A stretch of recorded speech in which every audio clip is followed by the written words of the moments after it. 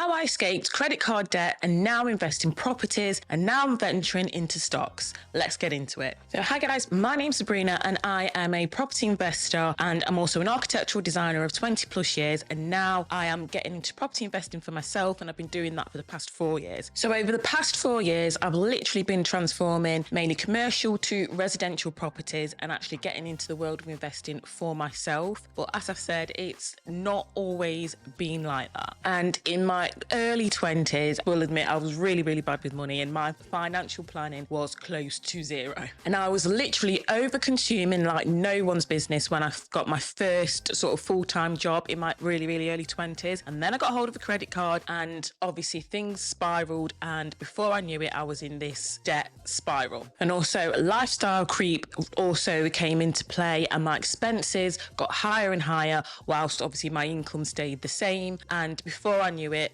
this debt spiral was just getting out of control. And with all of my credit cards, I'd literally just be paying the minimum and not really making a dent on this whole credit card debt that I'd built up. Now, it wasn't a huge amount, but it was also enough to sort of keep me up at night and worry. And let's just say I really wanted to get into property investing for myself. That was the whole reason why I went down the whole architectural sort of route in the first place. And I could see for clients and at work and people that I used to do sort of architectural drawings and drafting for, you can see what they were doing, how they were making the money, and the money that they were making. And that is something that I really wanted to be a part of, but unfortunately my finances really held me back at the time. So I had to literally take a look at myself and just take a step back and then actually make a proper financial plan to get myself out of the hole that I've sort of dug myself into. And guys, this is something that I'm really passionate about, and it's one of the reasons, or the main reason so to speak, why I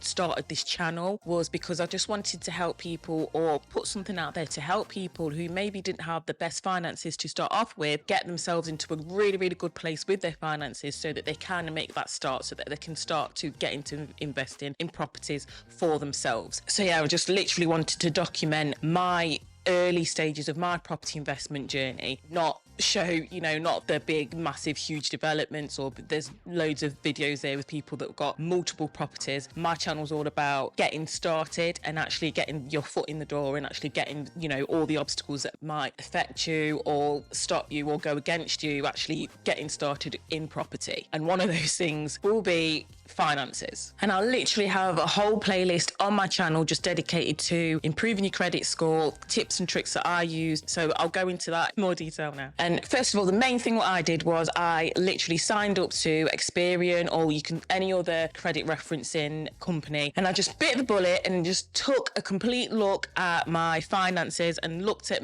the current state of my credit score, my credit report, and I just ripped the band-aid off and just had a look at what my credit score was, good or bad. And I think in most cases, that is the most scariest part, is just getting your head out of the sand, because you just want to bury your head in the sand and just not think about it. But once you have sort of bit the bullet and had a look at your finances and looked at your credit score as it stands, sometimes in some cases it's a lot better than what you think it is, or there's a way out no matter what. Download your credit score and your credit report so that you can make a realistic and achievable financial plan to slowly get yourself out of the mess if you are in a big mess with your finances. And also, if you sort of look at your bank statements as well, so with that and your bank statements and your credit report, it can start to give you this picture of your financial habits and what is working for you and obviously what isn't working for you. And you can actually check and have a look at your spending habits as well. So then you can start to build up this financial sort of picture of what your spending habits, so what you're spending things on versus your income, for example. And you can build this picture up literally on a regular monthly basis. And as well, guys, I have done a financial plan, a free template. It's a spreadsheet, so you've always got it forever. The link is in the description box below. You can download that if you want that, just to help you out, just to see things, what you want to track, and just to help boost your finances. So once I started to understand exactly what I was spending things on, where my money was actually going, and realised that actually, no, I'm not poor, I just need to stop spending X amount of money on Zara every week,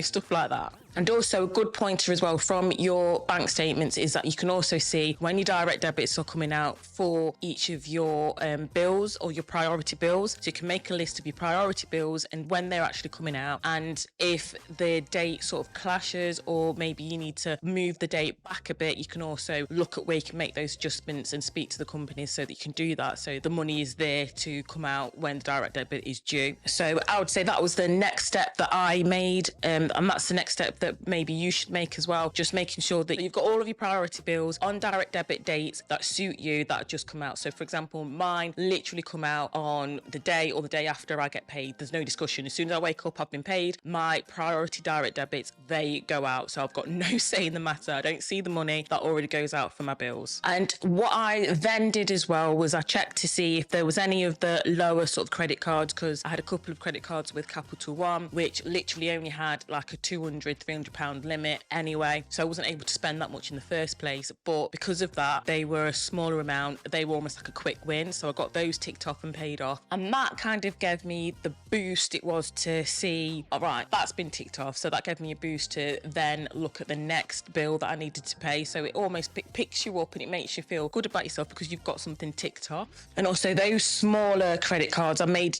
sure that if I did spend on them again, they were literally paid in full each and every week, so the interest didn't accrue, and that again is really, really good for your credit score. It will just boost that up for you. So this then helped me to look at my literal overall credit card utilization. That is another thing that's the next thing that I kind of worked on, was getting that below 30%, so that again that looks more favorable on your credit report, so that any other potential lenders, they can then see that you are managing the credit that you do have correctly. So obviously the higher credit utilization, that is going to really, really affect your credit score and lower your credit score. And the loan that I had, I also made a plan for paying that off as well. Again, that's on the template, you can see that, so that you can pay, obviously it gives you the option to pay that monthly payment, but then make an additional payment as well, and see how long it would take with you making those additional payments for that loan to go off. So again, you can plan that and see if you've had a bonus or something, you can make additional payments and see how that would affect your overall payments as well. Or maybe you've had a bonus and you think, right, I'm going to go to the company and say I'm going to request a settlement figure so that you can settle up with the loan, and that again to boost your credit score. So once I literally got this plan into place, and I literally got the first month into it, then another month into it, each and every month, it just gave me the motivation to keep going. Yeah, it was almost like a really, really good boost. And before I knew it, I was establishing really, really good financial habits and repairing my credit report. I was also checking my credit report for any errors as well, making sure that I brought that to them if there were any errors, so that they could come off, because obviously that will adversely affect you on your credit score too. And literally before I knew it, all of these positive habits and things that I'd put in and steps that I'd put into place from this financial plan, it just really helped with it, because it helped establish a history of good credit and good payments that I'd been making. So it just established this really good credit history. Then within about 3 months of establishing this financial plan, I literally was establishing a good credit history,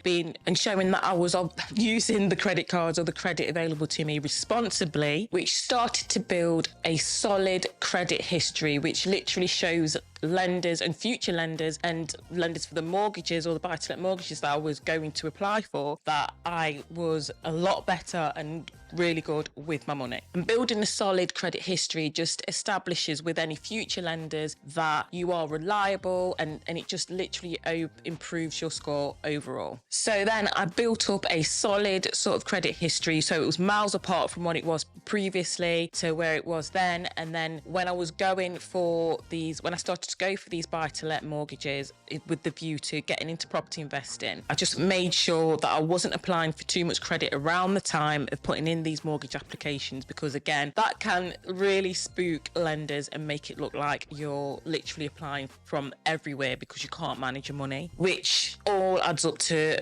great big flashing sirens or red flags to lenders, because it just makes your risk profile, you appear more risky to lenders. And I also built up an emergency fund for any emergencies that might come up in my private life, and this is something that I do for my properties as well. So I've got an emergency pot of money that I'm still building for each of my properties, so if anything goes, for example a boiler goes or something, I've got the money there to pay for it. So I'm still building that up for each of my properties that I've got at the minute, and I'm also built up an emergency fund for myself as well. how personally, if I've got anything should go wrong, the money is there for that. Most importantly, I won't be relying on credit to pay for whatever has gone wrong. And guys, again, I am not a financial advisor. Our situations are completely different. So things that might work for me might not work for you depending on your situation. But these are just general tips that I use to help get me out of a bad sort of financial situation into a situation where I can then sort of start investing. And as well as my emergency fund, then I started to have different accounts for different things. So I've got like a fun account, so I've just put money in there so that I can have that available to me, so I can spend,